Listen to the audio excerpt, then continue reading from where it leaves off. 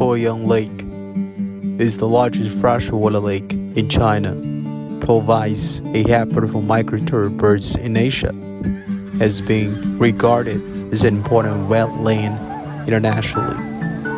As fall turns into winter, the Poyang Lake becomes home to many migrating birds, such as Siberian crane, Oriental white stork, white-naped crane, swan, white spoonbill.